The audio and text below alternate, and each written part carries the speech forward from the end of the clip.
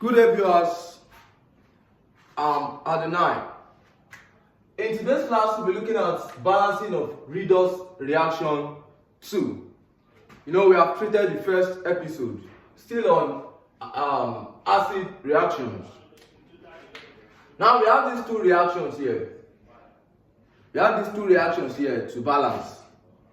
Now, the first step for us is to look for the one that is reduction or oxidation. Now, how do we know the one which is being reduced or the one which is being oxidized? Now, it is by calculating for oxidation number.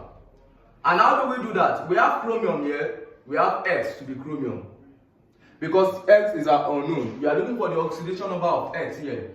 But because X is 2, we have 2X plus oxidation number of oxygen is always minus 2. Because there is a rule of assigning oxidation number that says the oxidation number of oxygen is always minus 2, except in peroxides, where it is always minus 1.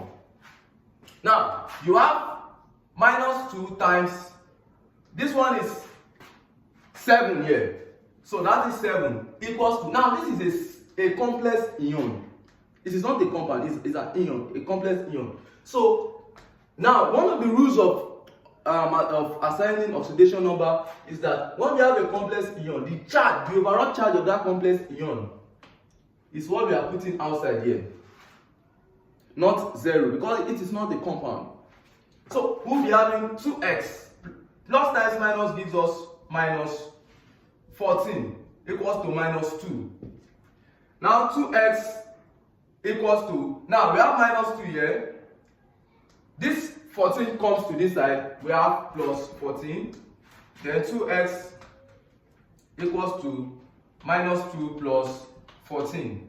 Okay, sorry, equals to 12. Then divide both sides by 2. X equals to 6.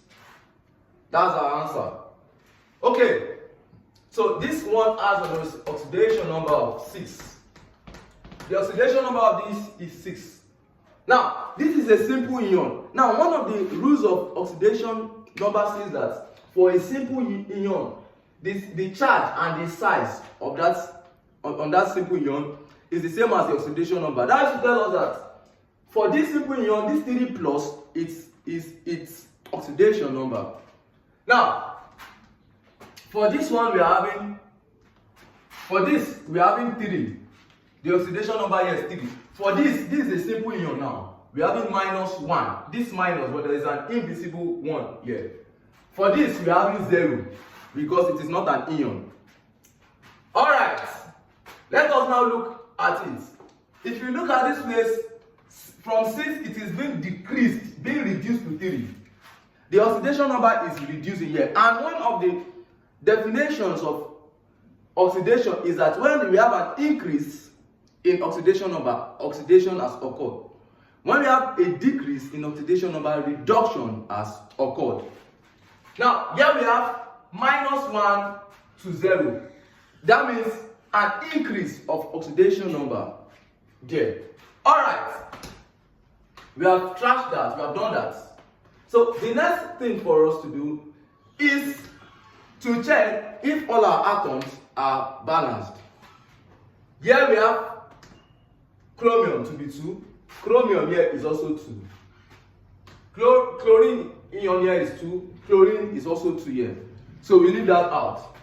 The next thing to do is to balance oxygen with water. Balance oxygen with water. Now, in this place, we are having Cr2O7 2 minus, then 2Cr3 plus. Here we are having 2Cl minus. Here we are having Cl2G.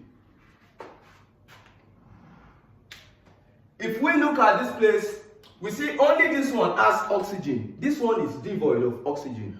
Now, we are balancing only this reaction with water.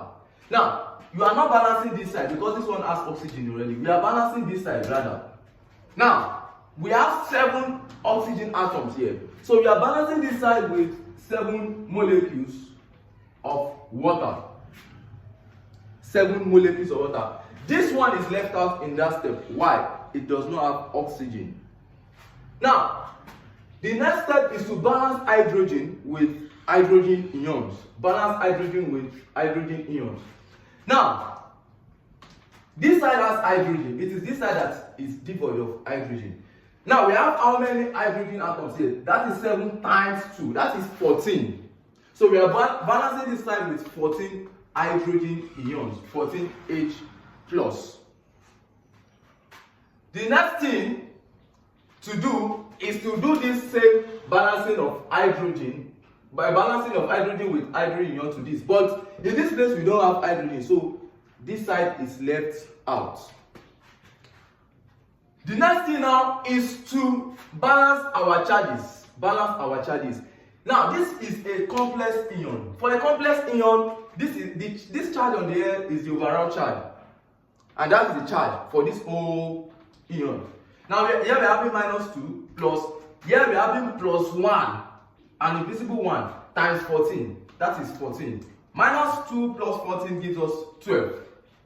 Here we are having 2 times 3. 3 plus 2 times 3 plus, that is 6. So we are having 12 here, we are having 6 here. Now, how do we balance our charges? Now, if you look at 12 is bigger than 6. We balance our charges by adding electrons.